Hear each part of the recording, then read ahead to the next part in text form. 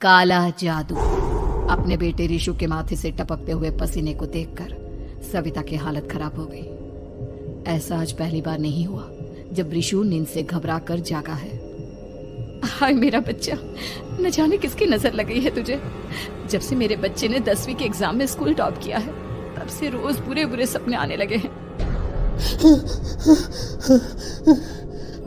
हाँ माँ, मैंने आज फिर से एक काले साए को देखा। वो यहीं मेरी आंखों के सामने खड़ा था। माँ मुझे बचा लो माँ। वो मुझसे कह रहा था कि मुझसे बदला लेगा। माँ कहीं ये प्रशांत। चुप कर, कैसी बात कर रहा है? दोबारा उसका नाम मत लेना।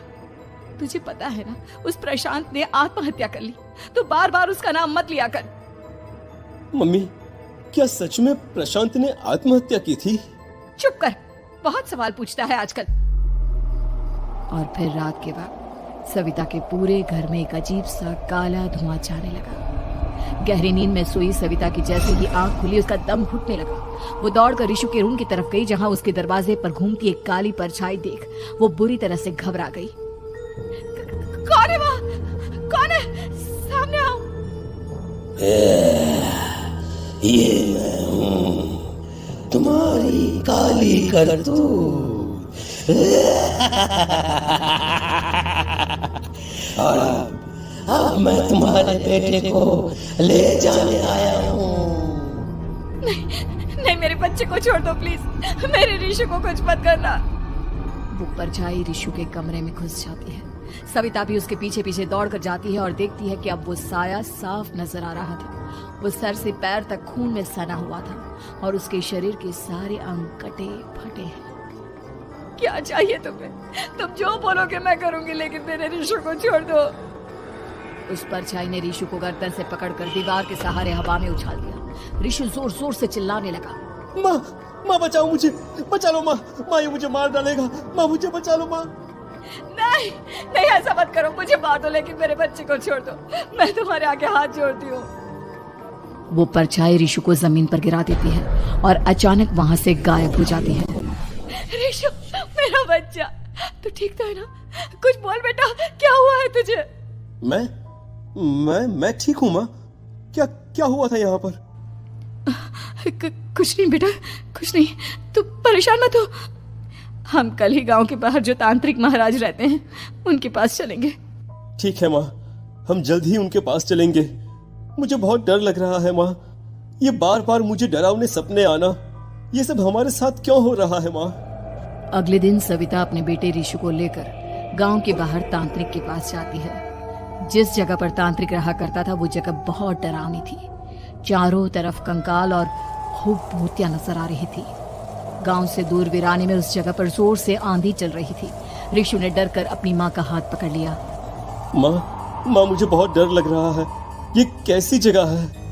देख बेटा, हमारे साथ जो कुछ भी हो रहा है उसका इलाज सिर्फ और सिर्फ ये तांत्रिक महाराज ही बता सकते हैं। अब यही है जो हमें प्रॉब्लम से बाहर निकाल सकते हैं। जैसे ही सविता और रिशु तांत्रिक की झोपड़ी के अंदर पहुंचे, वहां का नजारा देखकर उनकी आंखें फटी की फटी रह गई। तांत्रिक की झोपड़ी के अंदर कई सारे लोग अपनी गर्दन घुमा घुमा कर जोर जोर से चीख रहे थे।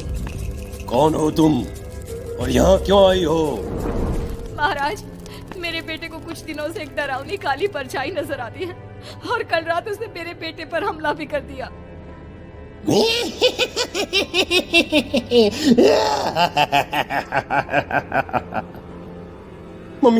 मम्मी हमें यहाँ से चलना चाहिए। ये जगह मुझे ठीक नहीं लगती।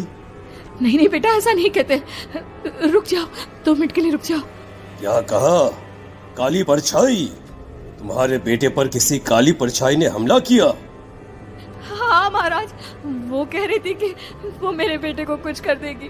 कोई उपाय बताइए महाराज, मेरे बेटे के साथ कुछ गलत नहीं होना चाहिए। तुमने किसी दूसरे के साथ गलत किया है तो तुम्हारे साथ भी गलत होकर ही रहेगा। तुमने किसी की जान ली है, किसी को मार डाला है तुमने। नहीं महाराज, मैंने ऐसा कुछ नहीं किया। मैंने किसी की जान नहीं ली। मुझे कोई उपाय बताइए। लगता है तुम इतनी आसानी से नहीं मानोगी।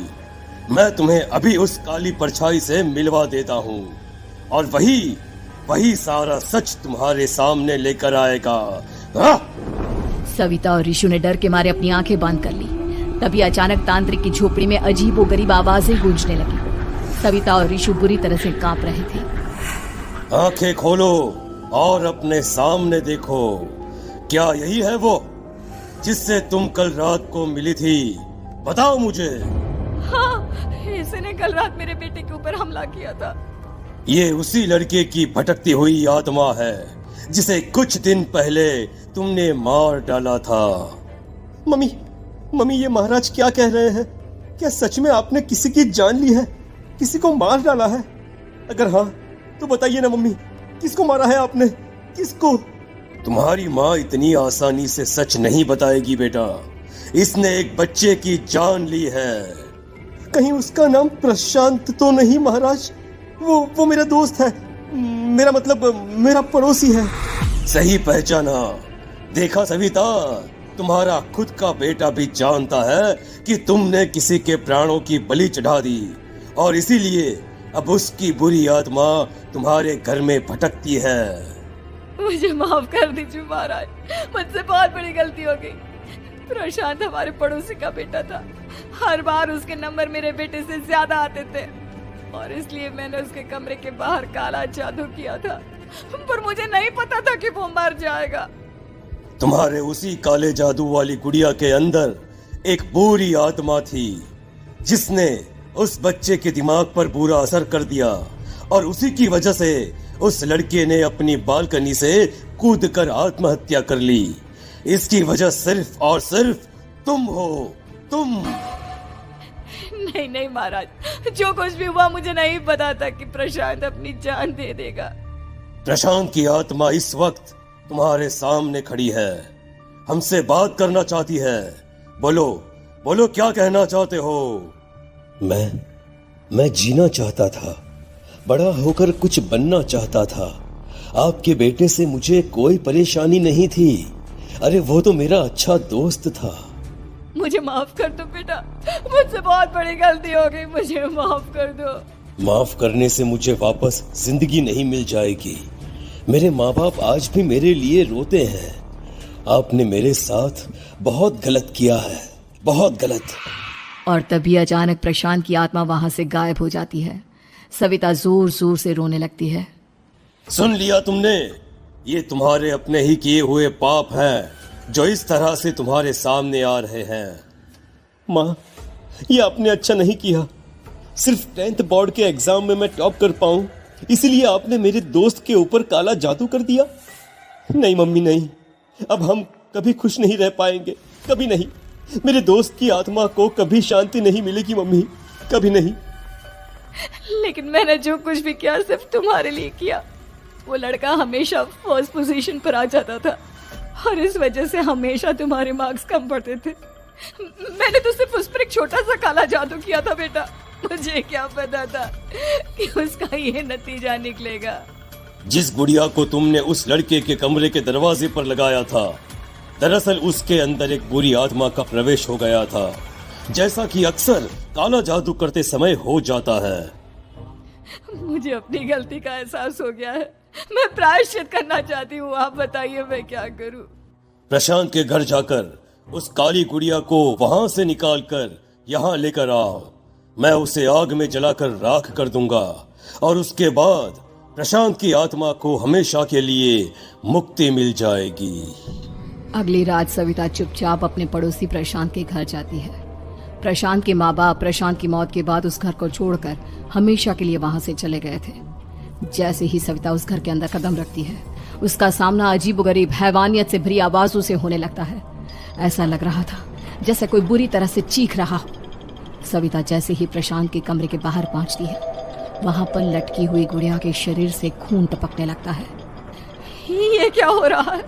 इस गुड़िया के शरीर से खून क्यों टपक रहा है? सविता हिम्मत करते हुए उस गुड़िया को वहां से उतारने की कोशिश करती है, लेकिन तभी अचानक से बहुत भयानक दिखने वाली औरत उसकी आंखों के सामने आकर खड़ी हो जाती है। मैं यहाँ से कहीं नहीं जाऊंगी और अगर तूने मुझे यहाँ से हटाने की कोशिश की तो मार डालूंगी मैं तुझे। नहीं, मुझे तुम्हें यहाँ से ले जाना ही होगा, नहीं तो मेरा बेटा, उसकी जान को खतरा है। मैं तुम्हें नहीं छोड़ सकती। अगर तुम्हारे अंदर हिम्मत है तो मुझे इस घर से बाहर ले जाकर दिखाओ। और ऐसा कहकर वो औरत सविता के ऊपर हमला कर देती है और उसे हवा में उछाल उछाल कर जमीन पर पटकती है। लेकिन तभी अचानक मौका देखकर सविता अपने हाथ में ली हुई सुई उसके हाथ में चुभो देती है। हाथ में सुई लगते ही वो औरत जमीन पर तड़पने लगती है। ये क्या किया तूने? ये क्या कर दिया? तुझे ऐसा नहीं करना चाहिए था। तांत्रिक ने मुझे कहा था कि तुझसे जीतने का सिर्फ यही एक तरीका है जिससे मैं अपने पापों का प्रायश्चित कर सकती हूँ और अपने बेटे की जान बचा सकती हूँ। और उसके बाद वो डरावनी दिखने वाली औरत एक छोटी सी जादुई गुड़िया में तब्दील हो गई और सविता ने उसे ले जाकर तांत्रिक को दे दिया। तांत्रिक ने जादुई गुड़िया को आग के हवाले कर दिया।